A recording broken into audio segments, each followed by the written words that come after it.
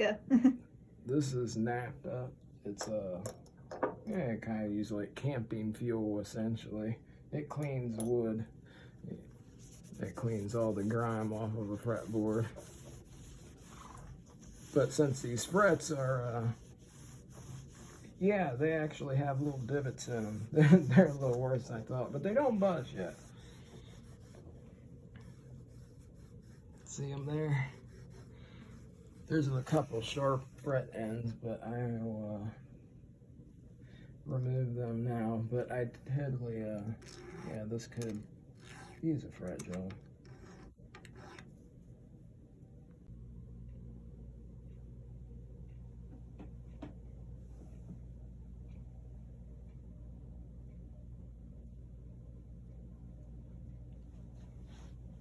Okay, so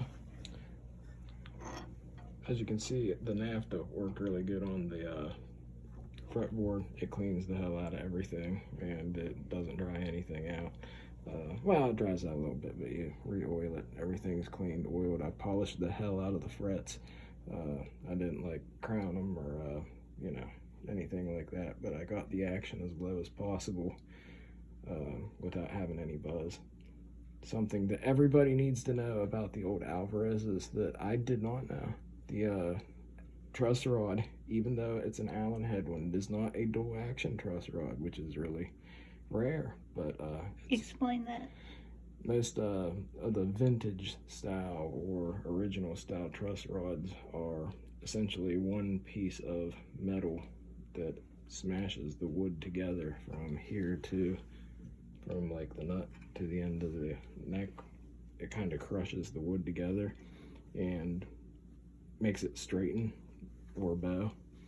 A dual action one makes it bow forward or backwards, and it's a lot cooler to be able to do it both ways.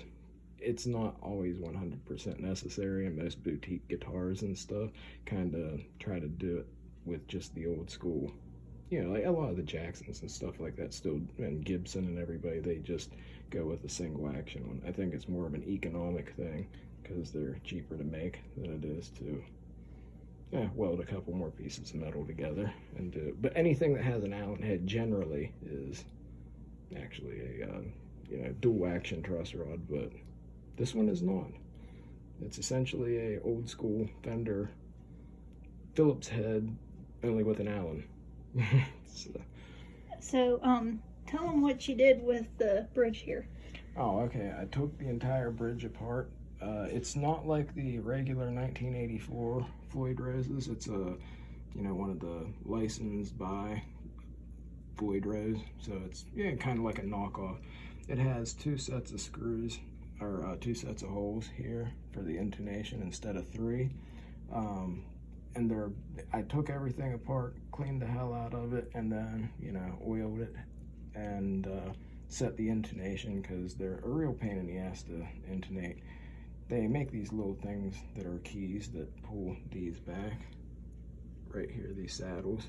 You pull them back by just turning them, but if you don't have one, essentially what you have to do is loosen the Allen bolt right here, and then take a screwdriver, hit your note at the 12th fret and see if it matches, and then try to push it forward or back if it's, you know, sharp or not. And you have to essentially down tune the guitar, you know, to get some slack on it and be able to push it back with a screwdriver and then set the intonation.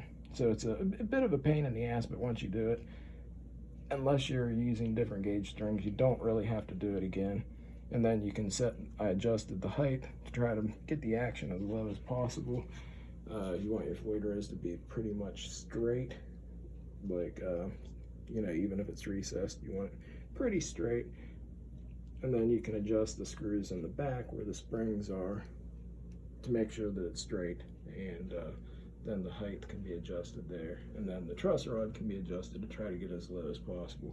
It does need a fret job, just if you wanted to get, you know, if you wanted to get the action a little lower, but I put that's not what they asked you to do, so right. That's why. So I put a neck shim in just to get it a little bit lower. And, now, what about the hole? Okay, Sean put a hole there for a light switch, he said, to make this light up behind the pickups because they're like routed in through the back.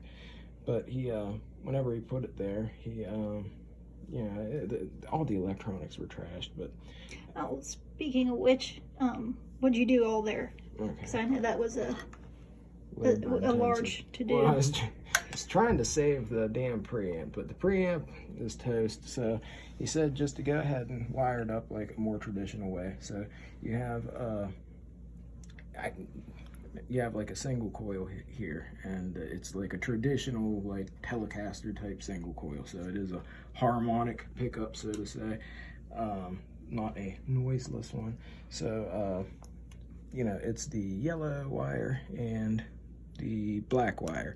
So what you do is you run the yellow wire to this side of the three-way toggle switch, then the black wire is right here. Both of those are coming from the single coil in the neck, and it goes to a ground. And then the green wire is the humbucker, and it splits off into the white wire, which goes to the other end of the three-way toggle switch. The ground wires that are kind of wrapped in between the green and the white, they go over to the ground too. So they're grounded, and then this green wire here goes up, and it's grounded off to the bridge itself. And then I like to use the old shielded wire, the old gravity wire. It's like the traditional stuff, and it's just better. You run that to the first lug on the volume pot, and then run one down to the it runs straight on down to the first lug on the tone pot. Put your tone capacitor, it goes to ground. Now, because he wanted it the traditional way, it's not active, but these pickups can be active. Almost anything can be if you have like a preamp. So he's gonna see if he likes it, and if he's okay with just the way it sounds like right now, that's cool. If not, I did put 25K pots in it, and a 3-prong barrel jack, just so in case he does want to get a preamp later on, we can use that hole that he drilled and get like, say, an EMG one or something that has like a switch instead of a pot itself, instead of a knob, and we could switch it on for active, off for not active. An EMG makes one. They're about $70-$80, and everything would already be ready to be wired up. We could just put it there. You already got the battery cover and everything. So I've got everything ready if he wants to do that. If he doesn't want to do that, it's cool, and it will, be all right. Now, he made this shield. I'm pretty sure he made it, or he had somebody make it, because it's not the original shield that went with it. It's actually metal, and I put all the tape in there, the aluminum tape. Some people use copper. It costs more. It doesn't really matter. It's just making a Faraday cage, essentially. I put some on the back of that too.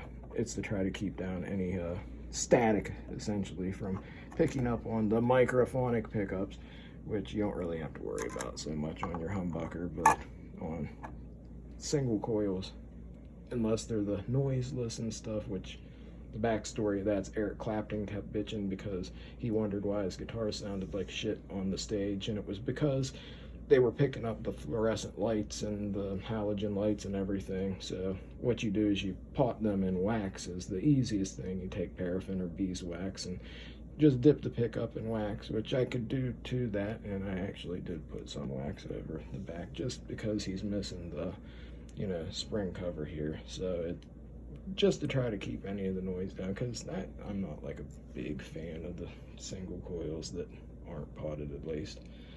And so I got some screws to put in there, and I cleaned the hell out of those whenever I put the shim in, because those were all corroded and stuff. But so yeah, you remember. And then you buffed it too?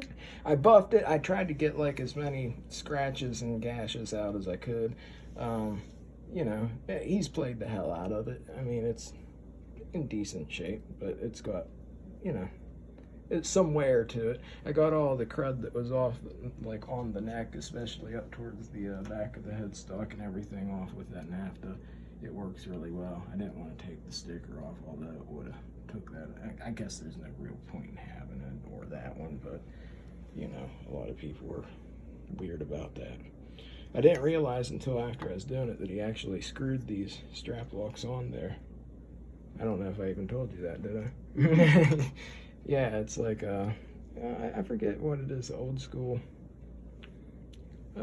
Shit, I don't know, Planet Waves or something, some kind of strap lock, but it's actually screwed like directly into it. So I was like, why are these coming off? I was expecting to pull something, take it off, but yeah, they don't. So yeah, the NAFTA worked, cleaned everything up. Everything's wired, everything's buffed, cleaned, feels nice. The action's low. There's a shim in the neck, and it feels a hell of a lot better. And it's got new strings on it. So, yeah.